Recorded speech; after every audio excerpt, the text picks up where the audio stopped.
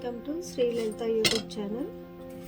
Good morning అండి, అందరూ బాగున్నారా?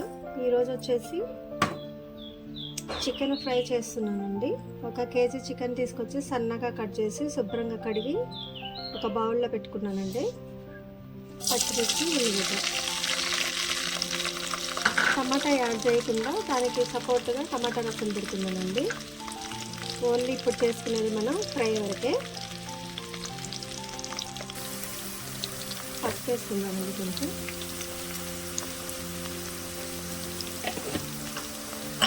అల్లం వెల్లుల్లి పేస్ట్ అండి, కొంచెం అల్లం వెల్లుల్లి పేస్ట్ తాలింపులు వేస్తున్నాను. నేను చికెన్ కలపలేదండి. చికెన్ ఉప్పు, కారము, పసుపు అట్లాంటివి ఏం కలపలేదండి. ఓన్లీ కడిగి బౌల్లో కాస్త పక్క పెట్టుకున్నాను అంతే.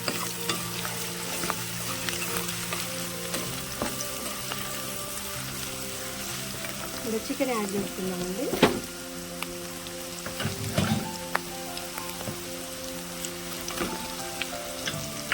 బాగా డీప్ ఫ్రై చేస్తున్నానండి. అందుకే దీంట్లో సాల్ట్ వేస్తే వెంటనే మళ్ళీ వాటర్ ఊరుతుంది కదండి, అందుకని సాల్ట్ వేయట్లేదు. ఉప్పు కూడా, ఉప్పు, కారం, పసుపు ఏమి దీంట్లో వేయకుండా ఓన్లీ కడిగి పక్క పెట్టుకున్నామండి. డీప్ ఫ్రై చేద్దామని.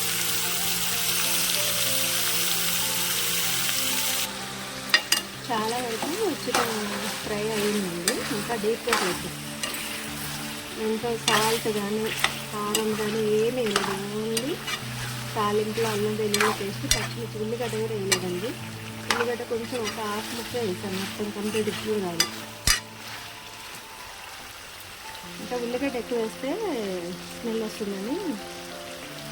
చికెన్ అంటే ఒక్కసారి తినాం కదండి, ఒకసారి తింటే 2 రోజుల దాకా తినబుద్ధి కాదు.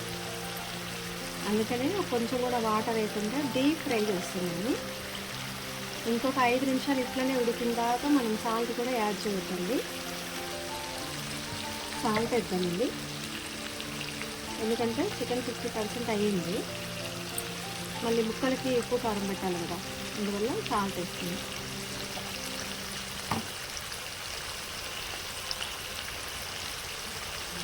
కారం వేసిన తర్వాత సిమ్లో పెట్టాలండి, లేకపోతే కూర ఉత్తగానే మాడిపోతుంది.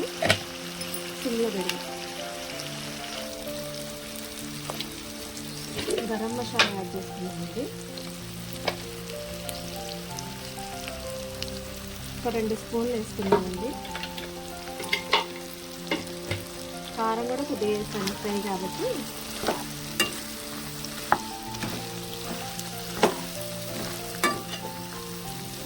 కొత్తగా పెట్టినటువంటి యూట్యూబ్ ఛానల్ కదండి, కొంచెం మాట్లాడేటప్పుడు కానీ లేకపోతే ఇంకేదైనా కొన్ని మెథడ్స్ అందరికీ కరెక్ట్గా రావండి. అలాంటి టైంలో కొంచెం దాన్ని ఏమనుకోకండి. స్కూల్లో లెసన్స్ చెప్పేది వేరు, ఈ వీడియోలో ఎడిటింగ్ చేసేది, ఈ భాష వేరే వేరే ఉంటుందండి. స్కూల్లో లాంగ్వేజ్ వేరే ఉంటుంది.